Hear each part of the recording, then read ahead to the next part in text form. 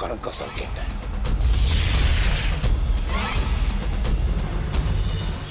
तुम कोई भी संकेत दे लो कर्ण, तुम्हारी सहायता के लिए यहां कोई नहीं आ पाएगा, और ना ही मैं तुम्हें कौरवों की रक्षा करने के लिए यहां से जाने दूंगा।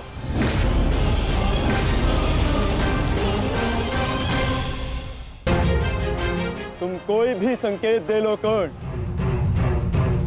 तुम्हारी सहायता के लिए यहां कोई नहीं आ पाएगा। कौन कहता है कि मैं रक्षा के लिए संकेत दे रहा हूं?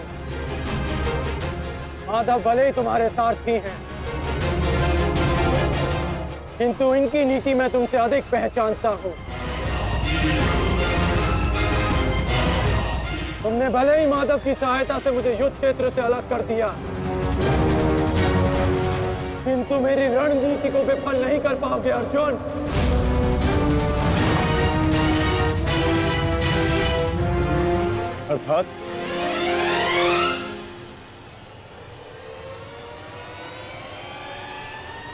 अर्थात मैं तुम्हारी रणनीति में नहीं, तुम मेरी रणनीति में फंसे हो अर्जुन। तुमने मुझे कौरवों से अलग नहीं किया, बल्कि मैंने तुम्हें पांडवों की सहायता से विमुख कर डाला।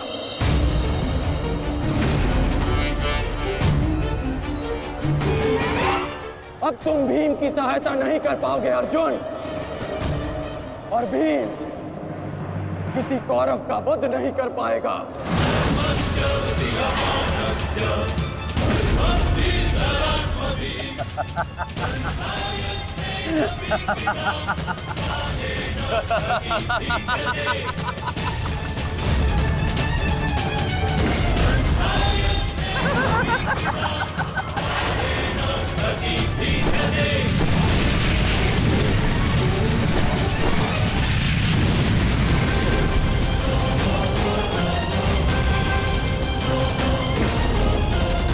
हमारा काल बनकर आए थे मूर्ख भीम, परंतु आज तुम स्वयं अपने काल के जाल में फंस गए। प्रिय भ्राता भीम, अकेले ही 100 कौरवों का वध करने की शपथ ली है ना तुमने? तो अब देखते हैं इस शपथ को पूर्ण करने का सामर्थ्य तुम्हें है भी या नहीं। प्रतिज्ञा पूर्ण करना चाहते थे ना गदाधारी? इस प्रतिज्ञा को पूर्ण करने के लिए तुम्हें अब अगला जन्म लेना होगा, क्योंकि इस जन्म में तुम्हें मरना होगा गदाधारी।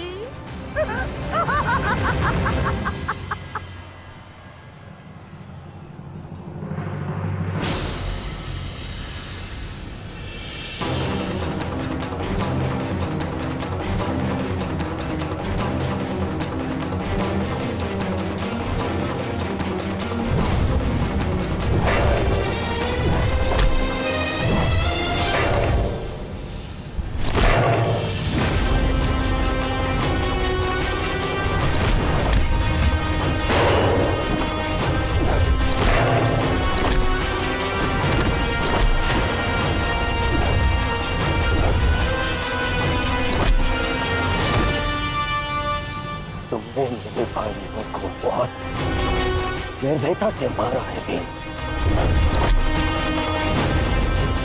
अब मैं तुम्हारे लहू से उनका तर्पण करूंगा। और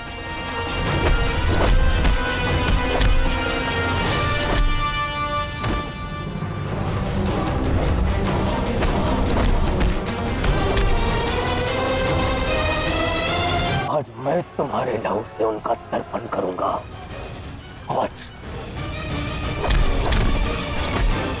भीम, आज मैं अपने भ्राताओं की मृत्यु का प्रतिशोध लेकर रहूंगा। सावधान!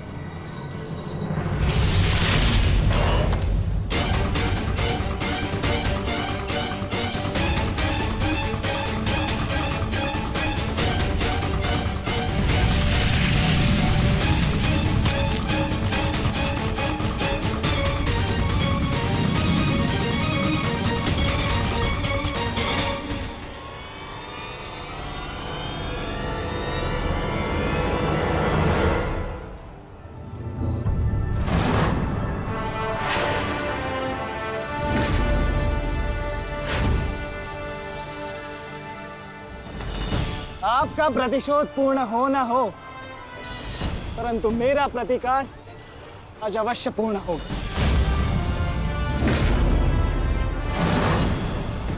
अभिमन्यु, दो योद्धाओं के बीच में आना युद्ध नियमों के विरुद्ध। 6 महारथियों ने अकेले ताचरी भीम को घेरा है। नियम तो आपने भंग किया है, तो अब यह अधिकार मुझे भी है।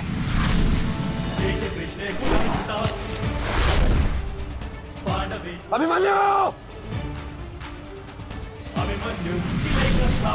चक्रबंधास्त्र।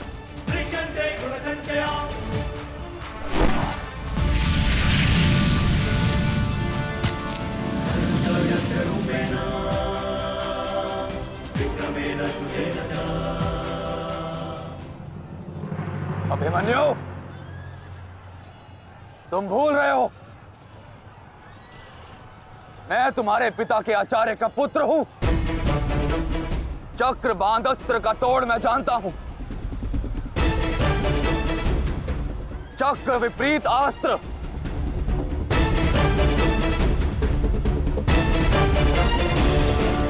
भूल तो आप रहे हैं महारथी।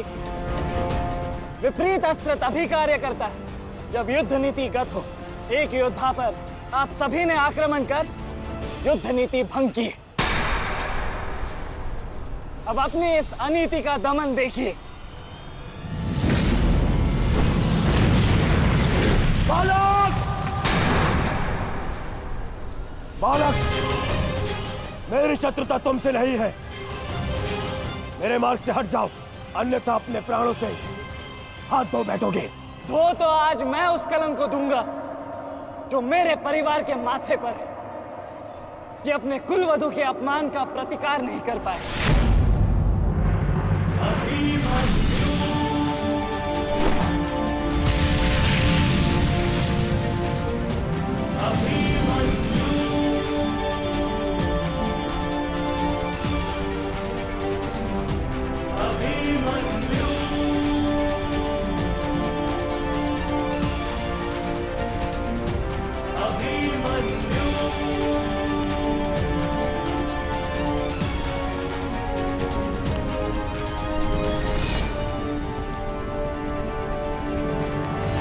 मेरी शत्रुता तुमसे नहीं है।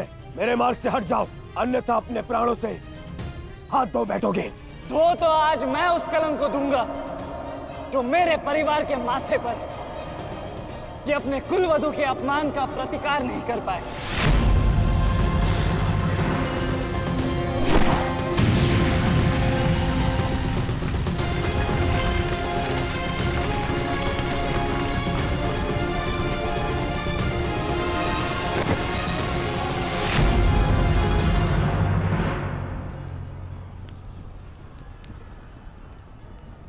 अनुभव करो इस ज्वाला को युवराज दुर्योधन। ये वही ज्वाला है जो इतनी वर्षों से मेरी माता के हृदय में धधक रही है।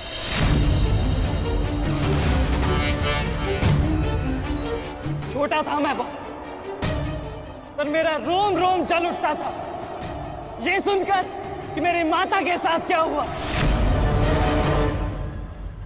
सोचो, मेरे माता पिता और मेरे काकाओं पर क्या बीती होगी जब उन्होंने वह दृश्य देखा। मेरे माता पर क्या बीती होगी जब सहस्त्रों आंखें उनके वस्त्रहीन होते शरीर पर पड़ रही थी। आज मैं आपको उस अपमान का अनुभव कराऊंगा। आपकी पूरी सेना और महारथियों के समक्ष आपका वस्त्र हरण करूंगा और कोई कुछ नहीं कर पाएगा।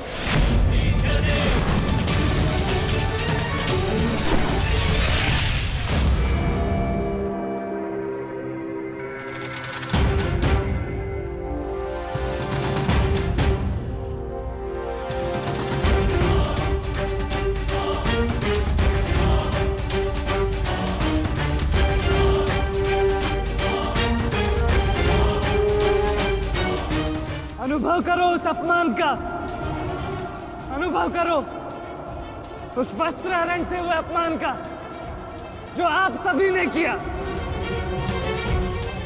नदी जब सीमा तोड़ती है तो बाढ़ आती है। आज आपकी पाप की धारा की बाढ़ में आप स्वयं बह जाएंगे काकाश्री।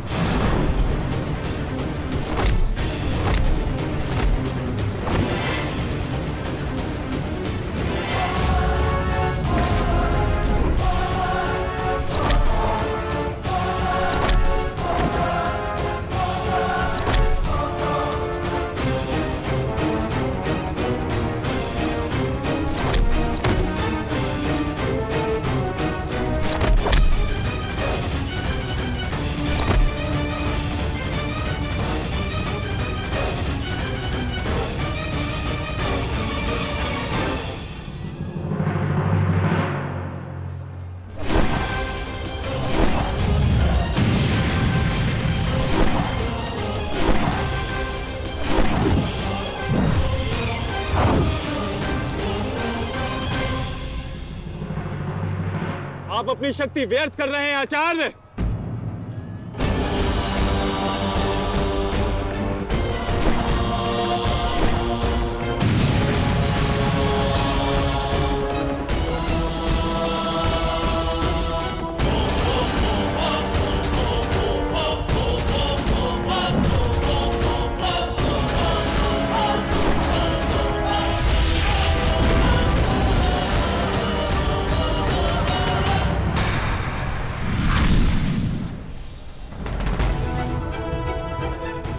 दुर्योधन को मेरी सहायता की आवश्यकता है। चलो सत्यसेन।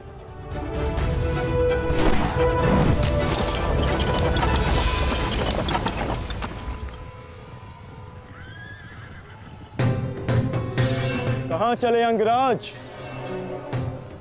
मैं जानता हूं कि तुम्हारे मित्र पे आए संकट का संदेश तुम्हें मिल चुका है,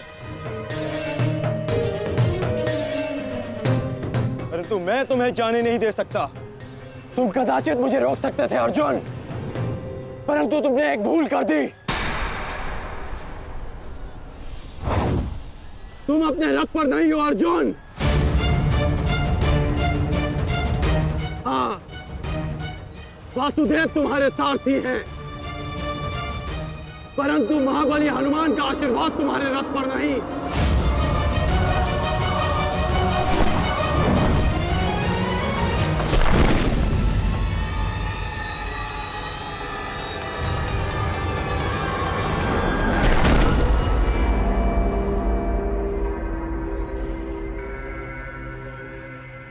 चलो। मैं अभी भी पराजित नहीं हुआ हूं कर्ण। तुम इस प्रकार द्रोण छोड़कर नहीं जा सकते।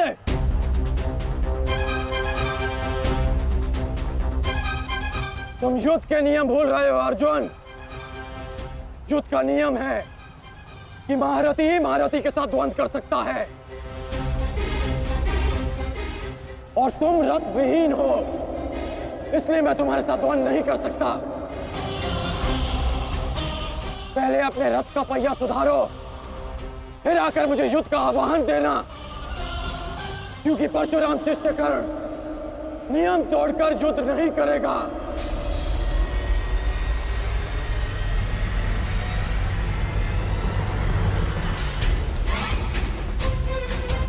चलो सत्यसेन।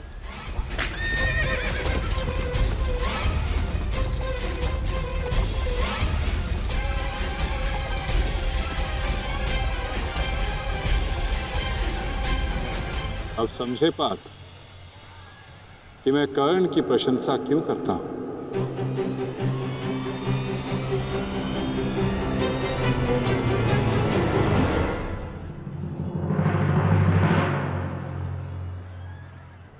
मानता हूं कि आपका वध करना काकाश्री की प्रतिज्ञा थी। उनकी प्रतिज्ञा को भंग करने का दंड मैं सह लूंगा, परंतु आज अपनी माता के अपमान का दंड मैं आपको अवश्य दूंगा।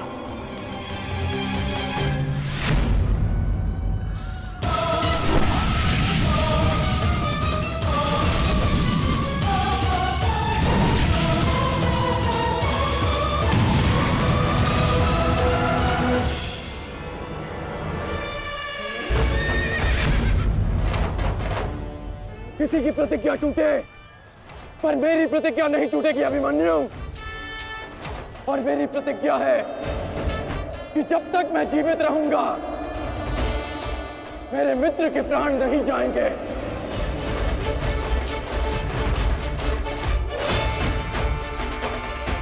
यदि जीवित रहना चाहते हो तो पीछे हट जाओ अभिमन्यु।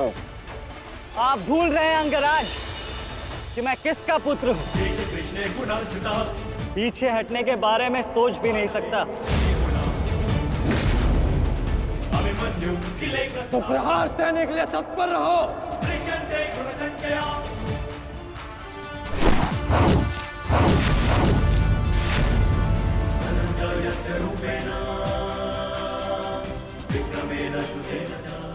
ये मेरे लिए पर्याप्त नहीं अंगराज।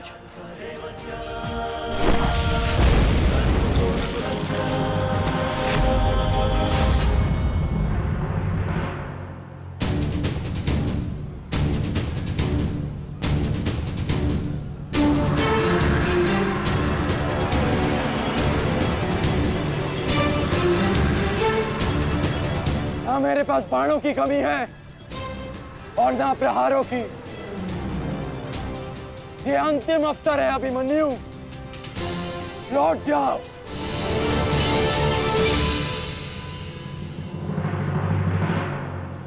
तो मेरे तुनीर में भी उत्तर प्रस्तुत है अंगराज।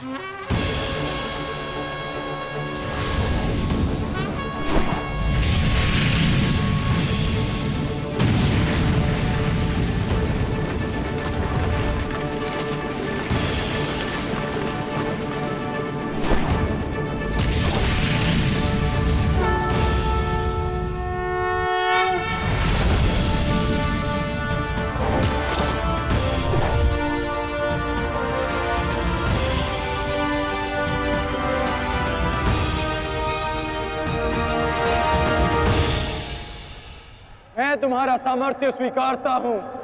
तुम एक कुशल योद्धा हो अभिमन्यु, किंतु कुशल होने के साथ साथ बुद्धिमान होना भी आवश्यक है। लौट जाओ।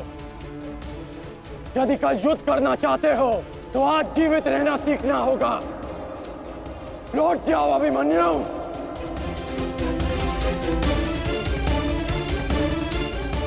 एक योद्धा के लिए आज या कल नहीं होता अंगराज। उसके लिए केवल वो ही पल होता है जिसमें वो मृत्यु के सामने खड़ा होता है। एक वीर योद्धा से सुना था मैं, हे मृत्यु, तैयार यदि तू आने को, प्रसन्न मुखा।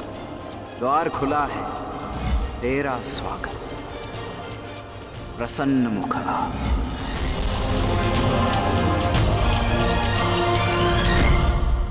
मुझे रोकने का अब केवल एक ही अस्त्र है आपके पास। यह आपको मेरा वध करना होगा। तो लीजिए अंगराज, अपने पुत्र के मृत्यु का प्रतिशोध लीजिए। आपके समक्ष आज वो योद्धा खड़ा है जिसके पिता ने आपके पुत्र का वध किया था। प्रतिकार कीजिए अंगराज, रुके क्यों है? क्योंकि जो पीड़ा मैंने सही, मैं नहीं चाहता कि वो पीड़ा मेरा शत्रु भी सहे। कृष्ण ने अपना विकल्प स्वयं चुना था। वो रणभूमि छोड़कर जा सकता था, परंतु उसने मृत्यु चुनी। गर्व है मुझे तुम जैसे युवा योद्धाओं पर, जो अपना कर्तव्य पूर्ण करने के लिए सदैव तत्पर रहते हैं। मैं जानता हूं कि तुम पीछे नहीं हटने वाले अभिमन्यु,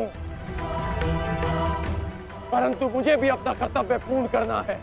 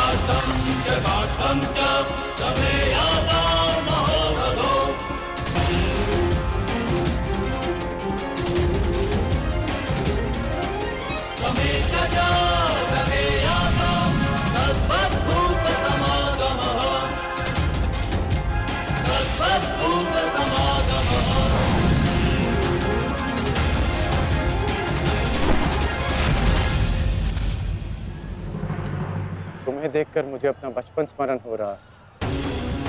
अभी तुम्हारा जीवन आरंभ हुआ है वत्स। इसे इस प्रकार व्यर्थ मत करो।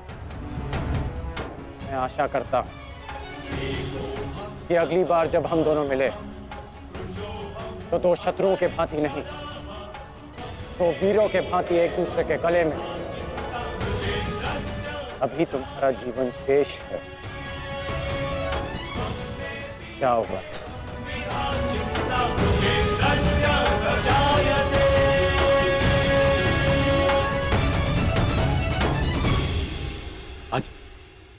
आज कौरवों की विजय हुई है गांधारी।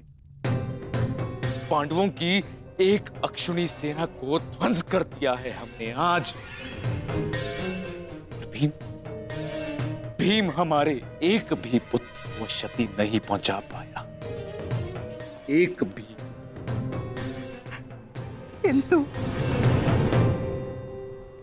किंतु दुर्योधन का क्या महाराज?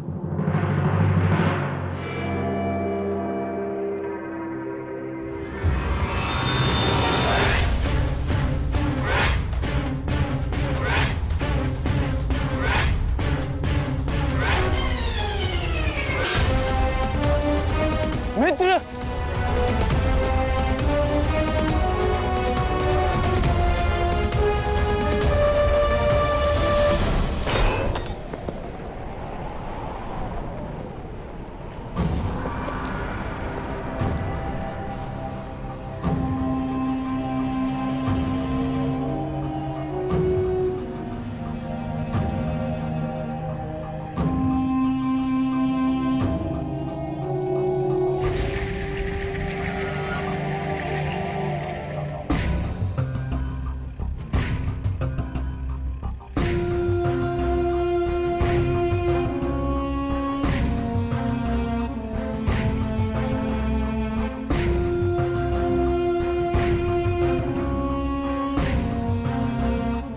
आज मैं आपको उस अपमान का अनुभव कराऊंगा। आपकी पूरी सेना और महारथियों के समक्ष आपका वस्त्र हरण करूंगा।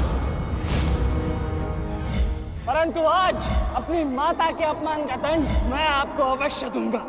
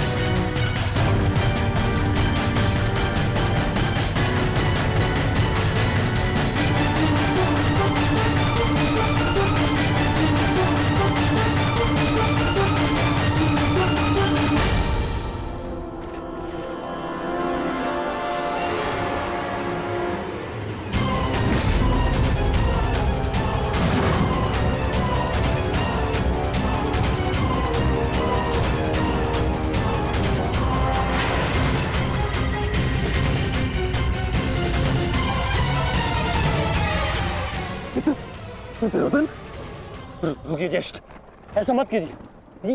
ये क्या कर रहे हैं आप? दुर्योधन, दुर्योधन, ये सब कुछ क्या है? आज के इस युद्ध में हमें विजय मिली है, फिर ये सब कुछ क्यों कर रहे हो तुम? ऐसी विजय जो अपमान की थाली में सजा कर मिले, ऐसी विजय से श्रेयस्कर है कि मृत्यु को पालूं। नहीं। मेरे जीवन में कभी मेरा इतना अपमान नहीं हुआ है। अब इस जीवन का और कोई मूल्य नहीं। मैंने ये युद्ध संपत्ति के लिए नहीं, अपने हठ अपने सम्मान के लिए बुलाई थी। अब जब सम्मान ही नहीं रहा तो इस विजय का मैं क्या करूंगा? मेरी सेना के सामने विश्व के महानतम योद्धाओं के रहते वो 16 वर्ष का बालक मेरे वस्त्र हरण कर गया और चेतावनी देकर गया है कि युद्ध में जब भी मिलेगा पुनः यही दोहराएगा। अब ये वस्त्र हरित दुर्योधन सम्राट बन भी गया। कैसे अपनी सेना से अपनी प्रजा से पाक मिला पाऊंगा मैं? इस लज्जा के साथ मैं अब जीवित नहीं रह सकता। नहीं दुर्योधन, देखो अपने क्रोध पर काबू पाओ। देखो विजय हमारे निकट है दुर्योधन, मानो मेरी बात। छोड़िए मुझे मामाश्री, छोड़िए मुझे, अन्यथा इस अग्नि में मैं अपने आप से पहले आपकी आहुति दे दूंगा। छोड़िए मुझे। नहीं। छोड़िए, छोड़िए मुझे।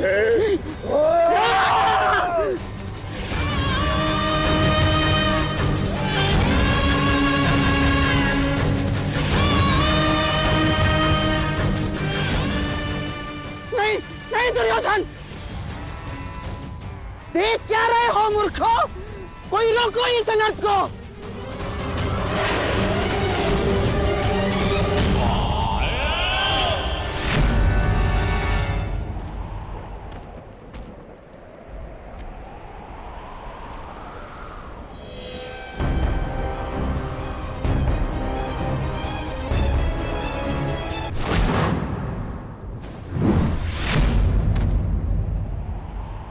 ठहर जाओ मित्र। नहीं, अब नहीं।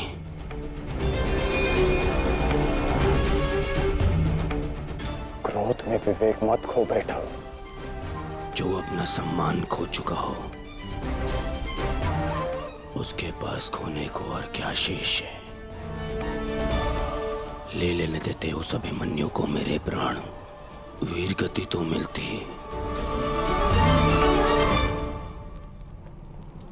सारी सेना के सामने मेरा वस्त्र हरण कर गया वो बालक, जिन पांडवों का सर कटा हुआ देखना चाहता था उन्हीं का बालक मेरा सर झुका गया।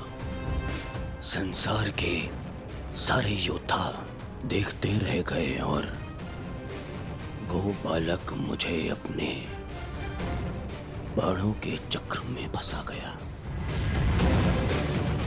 मैं ये अपमान सहन नहीं कर सकता।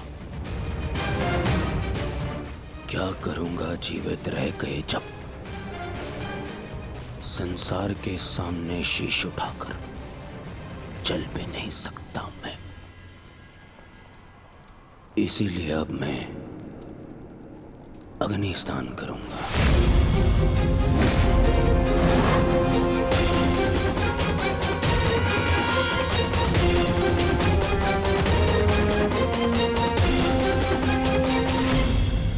जो अग्नि यहाँ जल रही है उससे कहीं अधिक अग्नि तुम्हारे पिता के हृदय में जल रही है।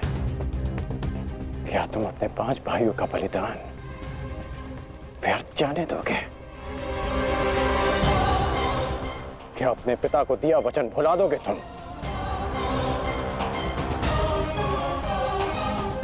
अपने चारों ओर देखो मित्र, क्या ये सब व्यर्थी अपने प्राणों के साथ खेल रहे हैं? जो वीर गति को प्राप्त हुए हैं, क्या उनका बलिदान व्यर्थ जाने दोगे तुम? तुम्हारे अनुज, तुम्हारे मामाश्री, तुम्हारे गुरुदेव, ये सब तुम्हारे सम्मान, तुम्हारे अधिकार के लिए लड़ रहे हैं और तुम अपने कर्तव्य से मुंह मोड़ना चाहते हो। पूछो अपने सैनिकों से कि आज जो युद्ध में हुआ कि क्या वो उससे लज्जित हैं या वो कल युद्ध में उसका प्रतिशोध लेंगे? बोलो सैनिकों। प्रतिशोध लेंगे, प्रतिशोध लेंगे, प्रतिशोध लेंगे।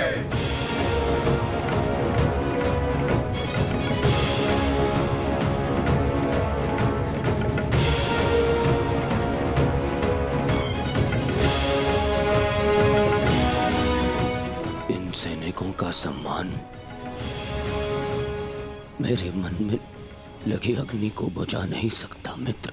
मैं तुम्हारे लिए सदैव प्रस्तुत हूं मित्र। आदेश दो मुझे, आदेश दो कि क्या चाहिए तुम्हें। तुम्हारी पीड़ा को शांत करने की औषधि क्या है मित्र, बताओ मुझे। मुझे अपने इस अपमान का प्रतिशोध चाहिए। जिसने मेरा मान हरण किया उसके प्राण हरण करने हैं मुझे। मुझे अभिमन्यु चाहिए।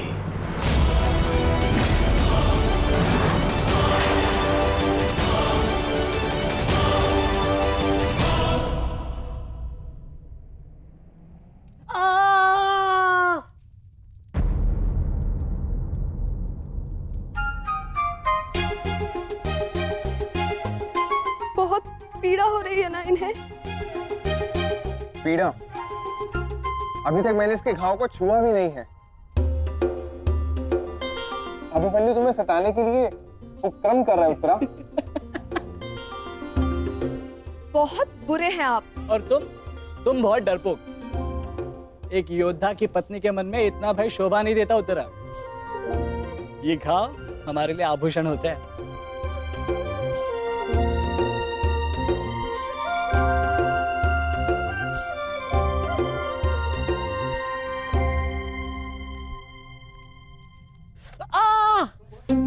क्यों सताते हो तुम उसे? अब क्या करूं माता, वो तो आजकल हर बात पर क्रोधित हो जाती है। और अब आप भी मुझे डांट रही हो। तुम्हें अधिक चोट तो नहीं आई ना पुत्र? नहीं पिताश्री, बल्कि बहुत कुछ सीखने को मिला। सच में अंगराज कर्ण एक महान योद्धा है। उन्हें आपके अतिरिक्त और कोई टक्कर नहीं दे सकता। हाँ पुत्र, परंतु हम दोनों के लक्ष्य और सोच भिन्न हैं। मुझे तुम पर गर्व है।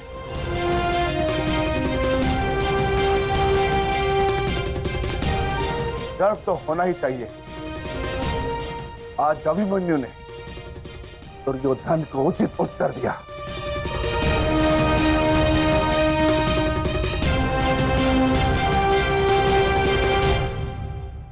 सत्य अभिमन्यु, आज तुमने जो युद्ध भूमि में किया वो अद्भुत था, और मुझे विश्वास है कि कल का दिन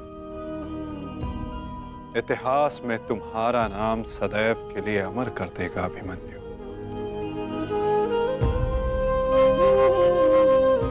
इतिहास से पूर्व मेरे पुत्र ने अपनी छवि मेरे मन में अमर कर दी है।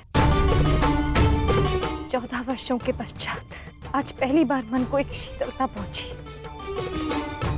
कि मेरे पुत्र ने मेरे साथ हुए अपमान और अत्याचार का भान उस दुर्योधन को करवाया। मेरी आत्मा को जैसे एक वस्त्र का संबल मिल गया। इसके लिए मैं सदैव के लिए अभिमन्यु की ऋणी रहूं।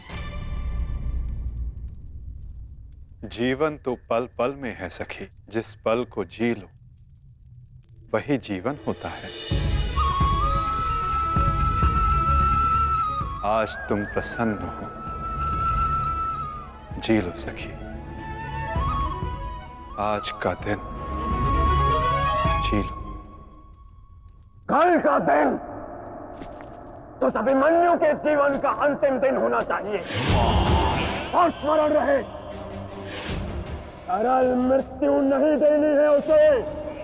मृत्यु आने की पीड़ा का आभास कराना है। और जब तक वो भूमि पर रेंगता हुआ दया की भीख ना मांगे, मृत्यु नहीं आनी चाहिए उसे।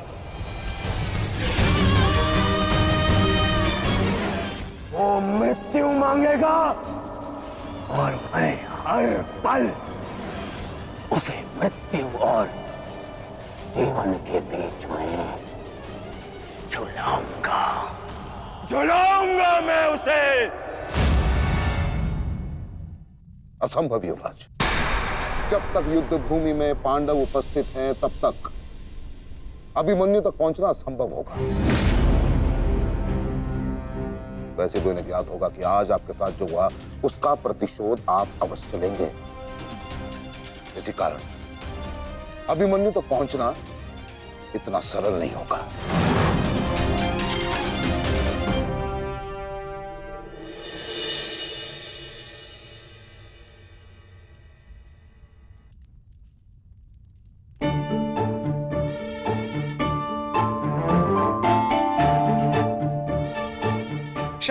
क्षमा कर दो, भूल हो गई बस। अच्छा क्षमा भी कर दो। जिसने युवराज दुर्योधन का मस्तक झुका दिया वो आज तुम्हारे समक्ष सर झुकाए मना रहा है तुम्हें। देखो, किसी ने मुझे इस प्रकार सर झुकाए देख लिया ना तो मेरा बहुत उपहास उड़ाया जाएगा। पहले वचन दीजिए कि भविष्य में आप इस तरह मेरा उपहास नहीं बनाएंगे।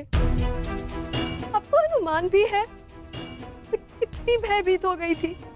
अब इसमें भयभीत क्या होना उत्तरा?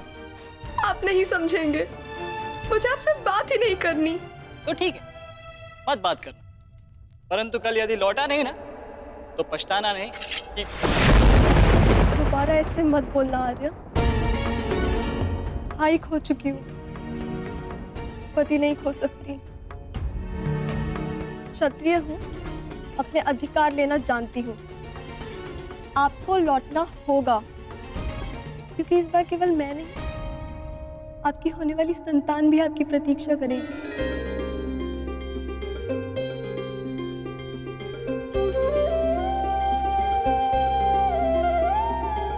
सत्य उत्तरा?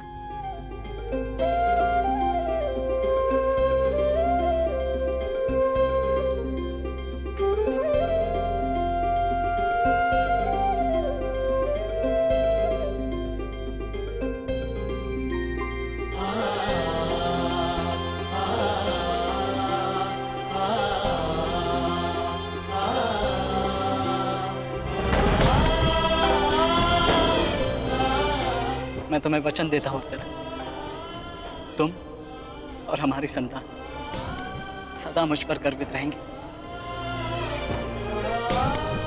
जानती हूँ आपकी संतान बहुत भाग्यशाली है।